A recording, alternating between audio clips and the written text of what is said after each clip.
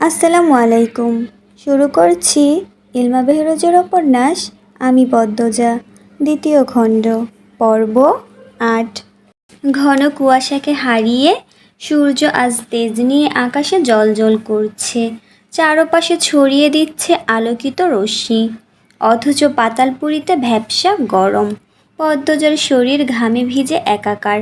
দেয়াল কারুকার্য খচিত উঁচু খাট, দেয়ালের গায়ে ঝুলানো শতাব্দী পুরনো চিত্রকর্ম, মেঝেতে ছড়িয়ে থাকা বহু মূল্যবান কার্পেট, চেয়ার টেবিল সবই যেন ঘামছে। সকালের দৃশ্যটি অবশ্য অন্যরকম ছিল। খুব ঠান্ডা পড়েছিল। সোয়েটার পরার পরও কাঁপছিল শরীর, তাই আমি সোয়েটারের ওপর শাল পরিয়ে দিয়ে গেছে। এই মুহূর্তে হাত বাঁধা থাকার কারণে সোয়েটার কিংবা শাল কিছুই গা থেকে সরাতে পারছে না পদ্মজা। গরমে হাঁসফাঁস লাগছে। হঠাৎ করেই যেন উত্তপ্ত হয়ে উঠেছে পাতালপুরী। গরমে মাথা ব্যথা হয়ে গেছে। বসে থাকতে থাকতে কোমর অবশ হওয়ার পথে। আশেপাশে কোনো সাড়া শব্দ নেই। ভোরের দিকে কানে এসেছিল মেয়েদের চিৎকার। তার কিছুই করার ক্ষমতা ছিল না।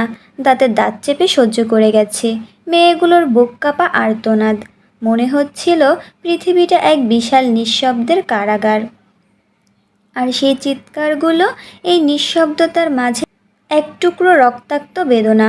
খট করে ঘরের দরজা খুলে গেল। চোখ তুলে তাকালো পদ্মজা। আমির এসেছে। তার পরনে ফুল হাতা সাদা গেঞ্জি, চোখ দুটি রক্তলাল। পদ্মজা দৃষ্টি সরিয়ে নিল। আমির ধীর পায়ে এসে খুলে দিল তার হাত পায়ের বাঁধন। হাত বাড়িয়ে গা থেকে শাল সরাতে গেলে পদ্মজা বাধা দিয়ে বলল, প্রয়োজন নেই, আমি পারবো। আমির যন্ত্রমানবের মতো সরে দাঁড়ালো। পদ্মজা সোয়েটার শাল বিছানার ওপর রেখে আগের তেজি গলায় বলল, খবরদার, আমাকে আর বাঁধবেন না। আমিরের স্বগতোক্তি। নিজের পায়ে কুড়াল মারার অভ্যেস নেই। কি বললেন? কিছু না। বসে থাকতে থাকতে আমার কোমরের হাড় ক্ষয় হয়ে যাচ্ছে। এরপর তো সারা জীবন বসে থাকতে হবে। 2-3 দিন বসে থাকলে কারো হাড় ক্ষয় হয় না। পদ্মজা হতাশ হয়ে বলল, আমার যন্ত্রণা হয়, পা ঝিমঝিম করে, দয়া করে আর বাঁধবেন না। আমির ঘরের পশ্চিম কোণে রাখা কাঠের বক্সটির দিকে এগোতে এগোতে সাবধান করলো, কোনো চালাকি করো না। তুমি মামার বাড়িতে আসোনি যে যেভাবে চাইবে সেভাবেই হবে। 21টা মেয়ে জোগাড় হয়ে গেছে। আমির বক্সের তালা খুলে একটা ছুরি বের করে বলল, রিদওয়ান কেন যে তোমাকে এত সব বলল? আমার আম্মাকে কি খুন করতে চেয়েছিলেন? বুকের ভেতরটা একটুও কাঁপেনি। পথের কাঁটা রাখতে নেই, আমির দৃঢ়কণ্ঠে বলল। শুনে চমকে গেল পদ্মজা। মানুষটা কত সহজভাবে কথাটা বলল। আর কিছু বলতে ইচ্ছে করলো না তার। শুধু তীক্ষ্ণ চোখে তাকিয়ে রইল আমিরের পিঠের দিকে। লোকটা উবু হয়ে কি যেন খুঁজছে। পদ্মজা ঘাড় ঘুরিয়ে দেখল ঘরের দরজা হাট করে খুলে রাখা।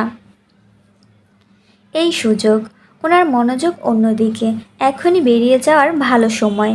ভয় আর উত্তেজনা মিলেমিশে এক হয়ে গেল তার হৃদয়ে। পা দুটো ভারী লাগলেও ঠিক করলো যে সে পালাবে।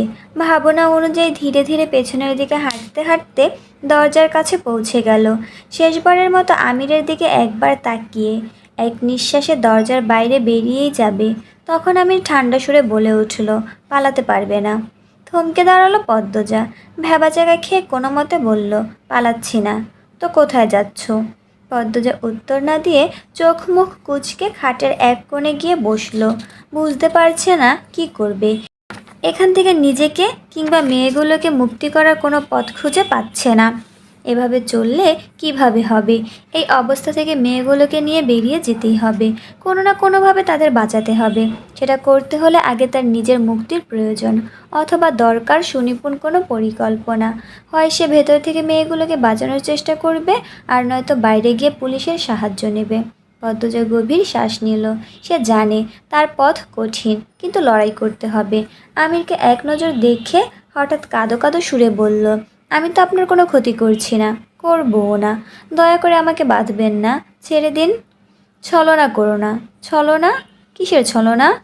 টয়লেটে যেতে পারি না, শুতে পারি না, স্বামীর নতুন বাড়িতে এসেছি, একটু তো শান্তি দেবেন। নয়তো অন্দরমহলে দিয়ে আসুন, কিছু একটা করুন। তুমি অভিনয়ে খুব কাঁচা, হচ্ছে না, ভালো করে অভিনয় করো, নয়তো যা বলার সোজাসুজি বলো। রাগে বিরক্তিতে ফুঁসে উঠল পদ্মজার শরীর।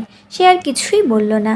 আমির বক্স থেকে একটা বস্তু হাতে নিয়ে পদ্মজার দিকে ফিরে বলল, যদি এটা ধরতে পারো, তোমার বসা শোয়া হাঁটা সব কিছুর ব্যবস্থা করে দেব। কথা শেষ করেই বস্তুটি পদ্মজার দিকে ছুঁড়ে মারল। পদ্মজার সঙ্গে সঙ্গে ধরে ফেলল। আমির পুনরায় বক্সের দিকে ফিরে প্রশংসায় সুরে বলল, চমৎকার। পদ্মজা বস্তুটির উঁচু অংশ ধরে টান দিতেই একটা ছুরি বেরিয়ে এলো। তার চোখে বিস্ময়ের ঝিলিক। সে আমিরের দিকে তাকালো। আমির গভীর মনোযোগ দিয়ে কিছু খুঁজে চলছে। তৎক্ষণাৎ পদ্মজার মনে একটা সাহসী পরিকল্পনার জন্ম হলো। ছুরির ভয় দেখিয়ে সে আমিরকে পরাজিত করবে এবং সব মেয়েকে মুক্ত করবে। উত্তেজনায় মত্ত পদ্মজার মস্তিষ্ক আর কোনো দ্বিধায় হারল না। পরিস্থিতিকে অতি সহজ ভেবে সে ধীরে ধীরে আমিরের দিকে এগিয়ে গেল। আমির আর চোখে খেয়াল করলো পদ্মজা হাতে ছুরি নিয়ে এগিয়ে আসছে। তবুও সে তার মনোভাব বদলালো না, একেবারেই স্থির রইল। আমির যখন সামান্য দূরত্বে ছিল তখন দৌড়ে এসে আমিরের গলায় ছুরি ধরে দৃঢ় কণ্ঠে পদ্মজা বলল, সব মেয়েকে ছেড়ে দিন, নয়তো আমি আপনাকে মেরে ফেলব। আমিরের চোখে মুখে হাসির ঝলক দেখা গেল। পদ্মজা, এখানে শুটিং হচ্ছে না। পদ্মজা অপ্রস্তুত হয়ে গেল। তবুও সে ভাঙা গলায় হুঙ্কার ছাড়ল, যা বলছি করুন। আমির নাছোড়বান্দা স্বরে বলল, করব না। দ্বিধায় বিভক্ত হয়ে গেল পদ্মজার আশার পাহাড়। সে হার মানার পাত্রী নয়। বলল, আমাকে সহজ ভাববেন না, আমি কিন্তু স্বামী বলে ছেড়ে দেব না। এত লম্বা হয়ে কী লাভ হলো? স্বামীর গলায় ছুরি ধরতে পায়ের আঙুলের ওপর ভর দিতে হচ্ছে। পায়ের পাতা মাটিতে ফেলো, নয়তো আঙুল ভেঙে যাবে। পদ্মজা দাঁতে দাঁত কিরমির করে বলল, মশকরা করবেন না, গা জ্বলে যায়। আমির কৌশলে পদ্মজাকে ঘুরিয়ে নিজের সঙ্গে চেপে তার গলায় নিজের ছুরি ধরে বলল, তোমার হাতের ছুরি দিয়ে সুতাও কাটা যাবে না। ভোঁতা ছুরি, ভালো করে না দেখে আক্রমণ করতে চলে এসেছো। মশকরা আমি করছি নাকি তুমি? বাচ্চাদের মতো আচরণ করছো। বুদ্ধি হাঁটুতে চলে এসেছে। এখন আমি যদি তোমার গলার শিরাটা কেটে ফেলি? আমার হাতের ছুরি কিন্তু ভোঁতা না। পদ্মজার মেরুদণ্ড সোজা হয়ে গেল। আমির তাকে এমনভাবে চেপে ধরেছে যে মনে হচ্ছে এক্ষুনি তার প্রাণ নিয়ে নেবে। আমির সেটা করলো না। পদ্মজাকে আলগা করে ছেড়ে দিল। ছাড়া পেয়ে সরে গেল পদ্মজা। আমির চড়া গলায় বলল, আগে ঘোর কাটিয়ে নিজের মধ্যে ফিরে আসো, তারপর আমার সঙ্গে লড়ো। কথা শেষ করে সে বেরিয়ে যাচ্ছিল। পদ্মজা মন কেমন করা কণ্ঠে বলে উঠল, এত মন্দ ভাগ্য কেন হলো আমার? জবাব না দিয়ে চলে গেল আমির। পদ্মজা মেঝেতে বসে ডুকরে কেঁদে উঠল। তার দিশেহারা অবস্থা। কোন দিকে যাবে, কি করবে, কিছুই বুঝে উঠতে পারছে না। যতবার মনে সাহস জোগানোর চেষ্টা করছে ততবারই তা নিঃশেষ হয়ে যাচ্ছে। ভেবেও কোনো উপায় খুঁজে পাচ্ছে না। আমি যদি তাকে বেঁধে না যেত তবে হয়তো পালানোর বা কিছু করার চেষ্টা করতে পারত, কিন্তু সেটা কখনোই হবে না। আমির কোনো সাধারণ প্রতিপক্ষ নয়, সে বুদ্ধিমান, সতর্ক। পদ্মজা নিজের অসহায়ত্বে ভেঙে পড়ল। কান্না ছাড়া আর কী বা করতে পারে সে? চোখের জল গাল বেয়ে ঝরতে লাগলো। বুকের ভেতর হাহাকার বেড়েই চলেছে। হতাশা, অসহায়ত্ব আর কান্নাই যেন তার একমাত্র পথ। কঠোর বাস্তবতার সামনে দাঁড়িয়ে আর কোনো আশার আলো দেখতে পাচ্ছে না।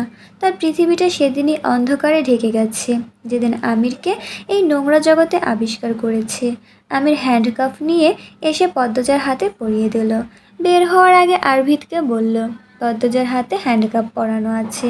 যদি এখানে হাঁটাহাঁটি করে কিছু বলবে না। আমি বড় দরজায় নতুন তালা দিয়েছি, চাবি আমার কাছে। যত চেষ্টাই করুক বের হতে পারবে না। আরভিদ সংশয় নিয়ে প্রশ্ন করল, যদি আক্রমণ করে? ও হাতছাড়া কাউকে আক্রমণ করতে পারবে না। নির্ভয়ে থাকবো, যা ইচ্ছে করুক, পাত্তা দেবে না। মনে করবে একটা পিঁপড়া ঘোরাঘুরি করছে। ঠিক আছে? জি ভাই। মেয়েগুলোকে খাবার দেবে, আমার আসতে অনেক রাত হবে। রাফেদকে নিয়ে বেরিয়ে পড়ল আমির। তার আগে ভালো করে সব কিছু দেখে নিল পদ্মজা কোনো উপায় তার ক্ষতি করতে পারে কি না। না, পারবে না। সে নিশ্চিন্ত মনে বেরিয়ে গেল। হাঁটুতে মুখ গুজে বসে রইল পদ্মজা। হতাশার ভারে মন এতক্ষণ অন্য জগতে ছিল, আচমকা আবিষ্কার করল হাত বাঁধা হলেও তার পাজরা মুক্ত, দরজাটাও খোলা। সে ঝট করে উঠে ঘর থেকে বেরিয়ে গেল। প্রতিটা ঘরে উঁকি দিয়ে দেখল। দ্বিতীয় ঘরে রিদওয়ান ঘুমাচ্ছে, বাকিগুলো খালি। সে পা টিপে টিপে অন্ধকারের চোখ দরজা পেরিয়ে শূন্য প্রতিধ্বনির সামনে গিয়ে দাঁড়ালো। দরজায় ধাক্কা দেবে, ঠিক তখনই আরভিত তাকে বাধা দিল।